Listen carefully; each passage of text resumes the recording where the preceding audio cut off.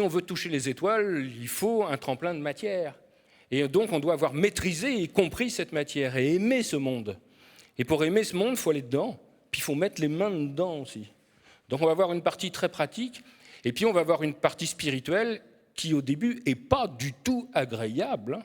Je veux dire, rencontrer la lumière quand on n'est pas prêt, se faire rectifier quand on a des nœuds partout.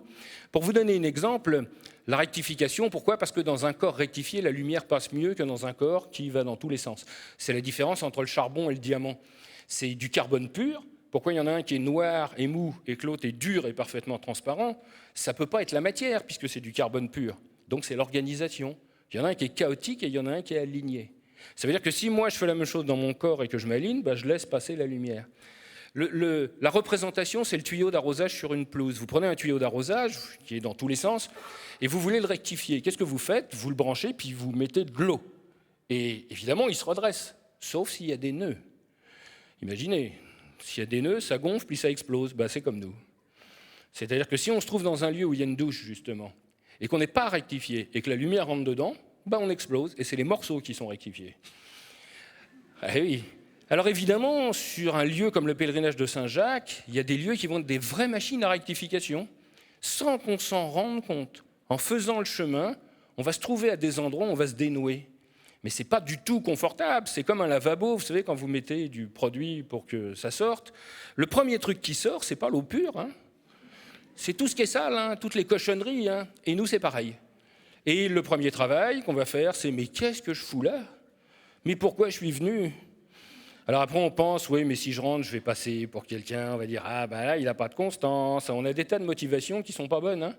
Mais on continue, un pas devant l'autre. Et puis un jour, on s'arrête, et puis on est juste bien. Et puis ça suffit. On va se rendre compte qu'il y a des phases du pèlerinage, des vrais outils, des vraies machines. Toute l'architecture sacrée, finalement, c'est des machines, il se passe quelque chose à l'intérieur. Et il y a des lieux, il y a un lieu en Espagne, ça m'a marqué parce que ça me faisait penser au Muppet Show, parce qu'il y avait des petits vieux qui étaient assis là, et qui ne bougeaient pas, et qui nous regardaient d'un air narquois, parce qu'eux, ils avaient compris, ils étaient immobiles, il n'y avait aucun problème. Là, du matin au soir, il n'y a rien qui bougeait. Je suppose même qu'il y a des oiseaux qui pouvaient faire leur nid, ça n'aurait rien changé.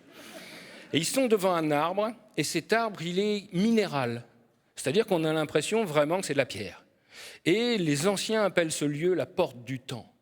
Et quand on passe là, quand on voit cet arbre, on n'a pas d'autre choix que de rester immobile. Alors évidemment, la réaction, ça dépend de combien d'agitation on a emporté. Si encore on a beaucoup d'agitation et qu'on essaye de vous rendre immobile, ça va durer 15 secondes. Puis après, ça va vous énerver. Parce que c'est l'histoire du lavabo de tout à l'heure, ça commence à sortir. Alors évidemment, quand tout le monde râle parce que les émotions sortent, et que ça m'est arrivé de voyager avec des gens, je leur dis, mais vous savez, ce qui sort, ça ne vous plaît pas, mais ce n'est pas moi qui l'ai mis.